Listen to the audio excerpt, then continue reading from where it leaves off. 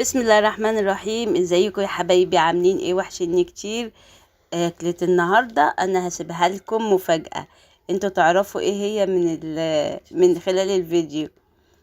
بس هي حاجة بقى بنشتريها من الفرن وبنحبها جدا، وبناكلها جنب الشاي واللبن مع الفطار. نبدأ بقى في المقادير بتاعتنا.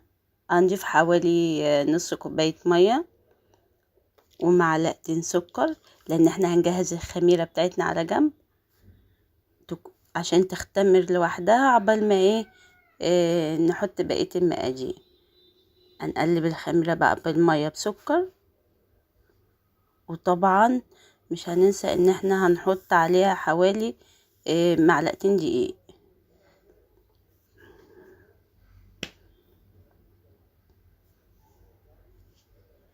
هنجيب بقى البولة اللي احنا هنعجن فيها. طبعا المية بتبقى على حسب احتياج الدقيق معايا، يعني ممكن يحتاج كتير ممكن يحتاج قليل، فانا مش هقدر اقول لكم كمية المية اللي بنحطها قد ايه، بس انا بحط حوالي كوبايتين مية، لان انا هستخدم 2 كيلو دقيق. وطبعا حسب احتياج الدقيق معايا، لما بحتاج تاني بفضل ازود له مية حسب احتياجه. الاكله بتاعتنا دي يفضل ان احنا نضيف لبن. تمام، احنا هنحط دلوقتي حوالي 3 معالق كركم. يفضل ان احنا نضيف لبن زي ما قلت لكم، لانه بيديها طعم جامد جدا.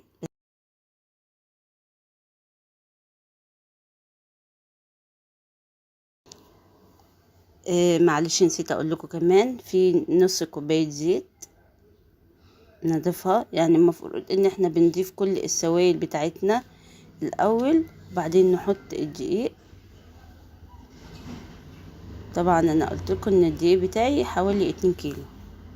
تمام، نبدأ بقى نعجن العجينة بتاعتنا، بس ما ننساش ان احنا بقى نحط الخميرة. شايفين الخميرة اختمرت معايا كويس. طبعا العجينة لونها اصفر جميل جدا، وريحتها الصراحة تحفة.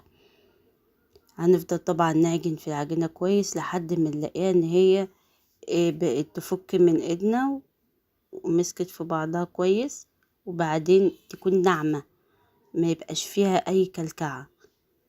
هنسيبها بقى على جنب تختمر معانا شوية ونرجع تاني. وده شكل العجينة بتاعتنا بعد ما اختمرت. هنقطعها بقى مع بعض يعني زي هنعملها كور، بس كور كبيرة، يعني هنقطع قطع كبيرة مع بعض. تمام، شايفين الحجم زي كده؟ مش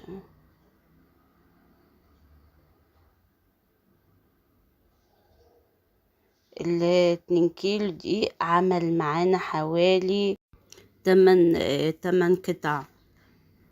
انتوا مش متخيلين الكمية اللي هتطلع معانا قد ايه. هتجربوها وتدعولي، ولادها يحبوها جدا وانتوا كمان.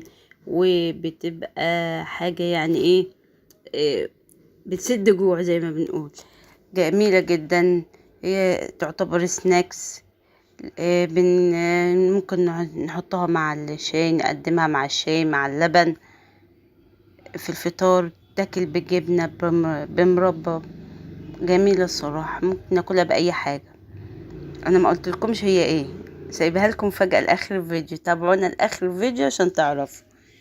طبعا زي ما شفنا مع بعض كده، احنا هنفردها ونلفها. وما ننساش بقى اللايك والشير والسبسكرايب، ويا ريت تقولوا لي رأيكم في كومنت، انا بحب اسمع آرائكم جدا.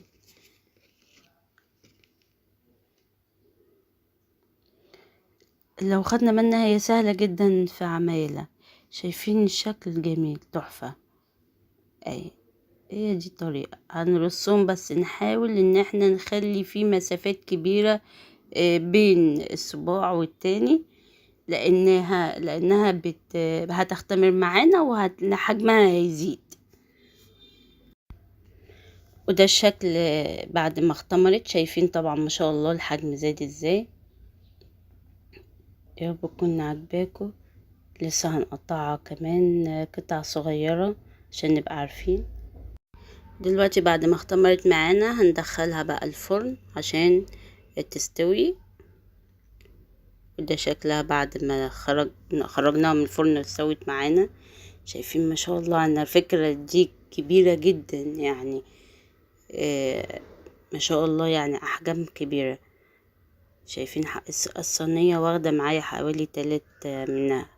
هنقطع بقى قطع صغيرة كده. على فكرة ده مش توست، لا احنا لسه هيدخل معانا الفرن التاني. شايفين شكلها جميلة وتحفة وصفرة ازاي بجد، وريحتها خطيرة. يا رب تجربوها ان شاء الله تعجبكم. وعلى فكرة هي سهلة جدا في عمايلها، ما فيهاش اي تعب، مش محتاجة اي فن. جميلة بس طبعا احنا بنقطعها بعد ما بتبرد معانا شوية، لانها بتبقى لسه سخنة، يعني بنسيبها تطلع من الفرن ان هي ترتاح شوية.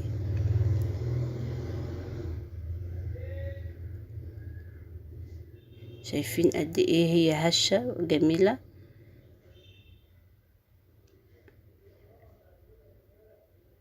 وخفيفة جدا على فكرة، ومكوناتها بسيطة زي ما احنا شفنا. طبعا هنرصها في الصينية لان احنا هندخلها فرن تاني لان عايزينها تنشف. دلوقتي اكيد عرفنا ايه اللي احنا بنعمله. دي اسمها فايش، موجودة في كل الافران، بنشتريها طبعا بتبقى غالية على فكرة. يعني لما نعملها في البيت لأولادنا وتبقى حاجة مضمونة جميلة جدا احسن ما تشتري من بره. وان شاء الله تعمليها على طول. ما شاء الله دي يعني ايه 2 كيلو عمل معايا حوالي 3 يعني 6 صواني من دول. ده بقى طبعا بعد ما طلعناها من الفرن ونشفناها تاني.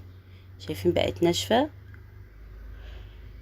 ممكن ناكلها دلوقتي بقى مع الشاي في الفطار، في عشاء. جميلة جدا بتتقدم للضيوف، هتبقى جميلة ما شاء الله. الكمية بتاعتنا كتيرة جدا على فكرة.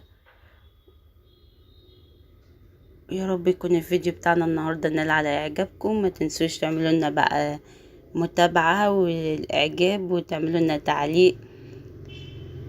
واشوف وشكم بخير. مع السلامة.